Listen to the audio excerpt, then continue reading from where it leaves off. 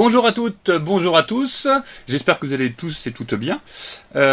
Aujourd'hui, je vous propose de voir ensemble comment construire un corps humain. Alors, un corps humain, on va faire comme d'habitude, on va essayer de décomposer en éléments simples. Donc on va dire on va commencer par l'ovale de la tête. Voilà. Sous cet ovale, on va trouver le cou. Ensuite, on va avoir les épaules. On va faire le torse. Le bassin. Aux articulations, on va mettre des petits ronds. Donc les épaules. Et pour les jambes. Les bras, ça va être des saucisses. Hop, articulation. Les cuisses, des saucisses plus grosses. Bras. Articulation du poignet. Bras, articulation du poignet. Genou, articulation, cheville, articulation. Voilà. Grosso modo, hein, les proportions ne sont pas réalistes, mais c'est pour expliquer à peu près comment fonctionne un corps humain. Ça, c'est pour un personnage masculin. Si je voulais dessiner un personnage féminin, ce serait à peu près la même chose. On aurait donc l'ovale de la tête, le cou, les épaules. Alors après, on va faire le torse plus comme ça, avec donc une poitrine, forcément. Le bassin, c'est là que ça va différer surtout. Le squelette féminin, enfin le bassin du squelette féminin, est plus large que le squelette du bassin masculin. Donc, tchac. Je le fais très large. Donc des articulations.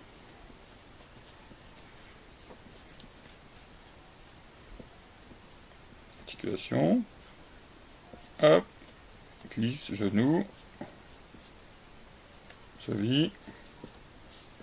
Voilà, schématiquement. Après, vos personnages peuvent être plus ou moins fins, plus ou moins larges, etc., etc. Plus ou moins grands, plus ou moins petits. Donc là, c'est vraiment plus pour décomposer en éléments vraiment très simples. Après, on viendra mettre les détails, mettre les habillés, mettre des vêtements, du muscle, etc., des expressions. Ça va être une base. C'est un espèce de pantin. Je ne sais pas d'ailleurs si vous avez vu, faites déjà dans les ateliers d'art plastique, des pantins en bois. Alors, je trouve ça très joli, mais c'est super utile. Il y a des choses un peu plus modernes. Ça s'appelle des obitsu. C'est le même principe. Alors, on dirait des jouets. Hein. C'est après des jouets, en fait. D'ailleurs, c'est un certain coût. Et c'est très utilisé ça vient du Japon. C'est très utilisé par les mangaka.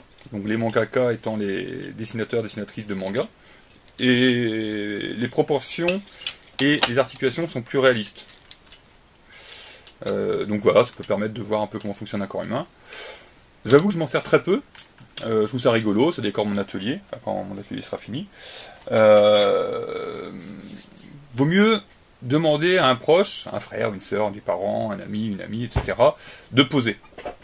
Comme ça, pour bien comprendre comment fonctionne le corps humain, en fait, c'est toujours mieux de voir quelqu'un qui pose.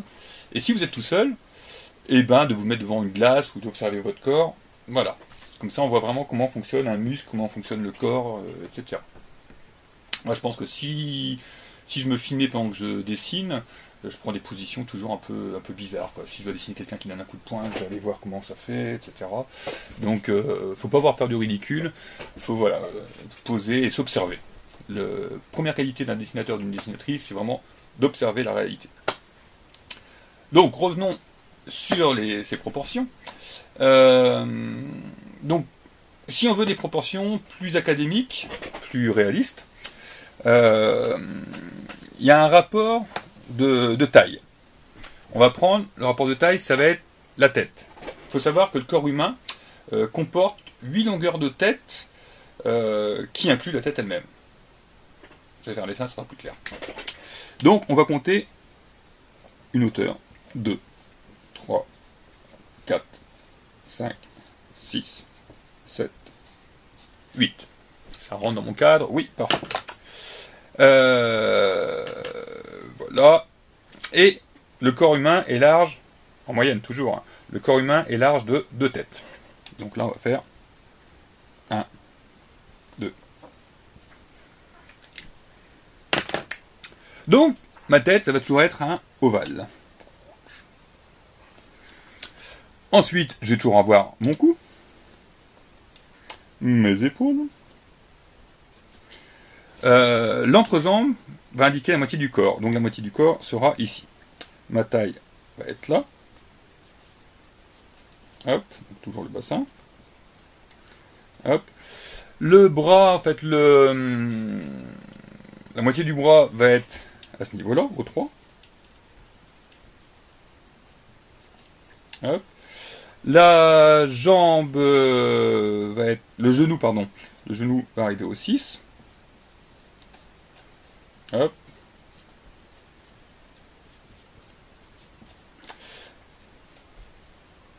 Le bras et la main. Là, on a plus ou moins un rapport réaliste. Donc je répète, le corps humain comporte 8 longueurs de tête incluant la tête elle-même, c'est-à-dire donc 1, 2, 3, 4, 5, 6, 7, 8. Après, le corps est large de 2 têtes. Donc là, une tête, ça fait ça en fait. 1 et 2. L'entrejambe indique la moitié du corps. Les bras, épaules et mains comprises mesurent 3 têtes et demie. Alors on va voir. 1, 2, 3, plus ou moins 3 têtes et demie. Les jambes mesurent 4 têtes, pieds compris. 1, 2, 3, 4. Donc là, on a les normes académiques, réalistes, on va dire, et sachant qu'après, on peut varier les choses. Il y a un exemple que vous connaissez peut-être, c'est l'homme de Vitruve, de Léonard de Vinci. C'est les proportions parfaites. C'est un personnage qui est dans une roue qui est comme ça, en fait, voilà, dans tous les sens. Et là, c'est proportions parfaites, sachant que nul n'est parfait. Donc voilà, on peut faire des personnages avec, on peut changer quand même un peu les proportions. Sachant qu'en bande dessinée, les proportions ne sont pas toujours réalistes, selon ce que vous voulez faire comme bande dessinée. Si vous faites une bande dessinée hyper réaliste, il faut que les proportions soient hyper réalistes. Si vous faites une bande dessinée plus comique ou dans un style franco-belge, manga, etc., les proportions, on peut faire un peu ce qu'on veut. Il faut par contre que ce soit crédible. Pas forcément réaliste, mais crédible. Il ne faut pas qu'on se dise, mais ça marche pas, ça, c'est pas possible. Donc, par exemple, il ne faut pas que votre personnage ait les bras trop courts, parce que si à un moment il veut boire un café, etc., accessoire. Donc s'il veut boire un café, il va pas pouvoir. Donc il faut quand même qu'il y ait certains trucs qui soient respectés. Donc, j'en reviens. Moi, par exemple, si je prends mes personnages, les proportions ne sont pas du tout, enfin, sont pas réalistes. Sont pas, oui, sont pas réalistes. Le rapport tête-corps, là, par exemple, dans la réalité, à la taille, il y aurait deux têtes. Il y en a une, plus ou moins. Donc du coup, là, si je voyais mes personnages dans la réalité, ils auraient des têtes immenses. Mais, je pense que ça fonctionne. C'est la licence artistique. Par exemple, si je veux créer un personnage de bande dessinée,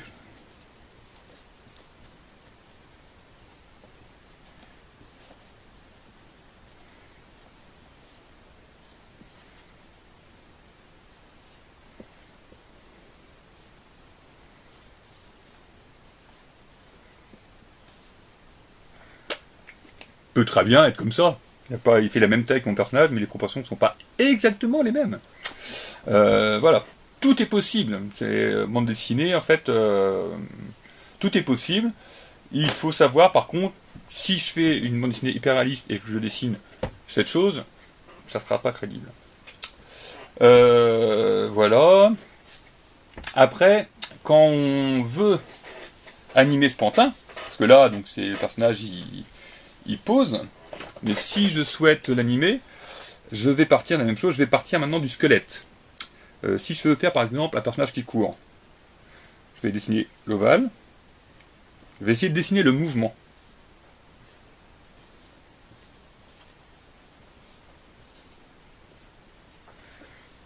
Voilà. C'est bonhomme fil de fer. Quelquefois les gens disent oh, je sais pas dessiner, je fais que des bonhommes fil de fer. C'est la base. Ce bonhomme fil de fer, après, j'ai quand même essayé de décomposer un peu plus. Articulation, articulation. Hop, et mes éléments, je les remets dessus, donc le tronc, une saucisse qui est un peu cachée, une saucisse, mon bassin est... Voilà. Hop. Une jambe, paf, paf, non, c'est cette jambe là qui est devant. Hop, une jambe, saucisse,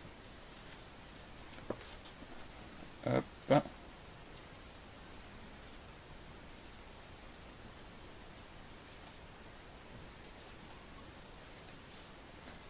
Et après, au fur et à mesure, bon, je rajoute des détails, etc., etc.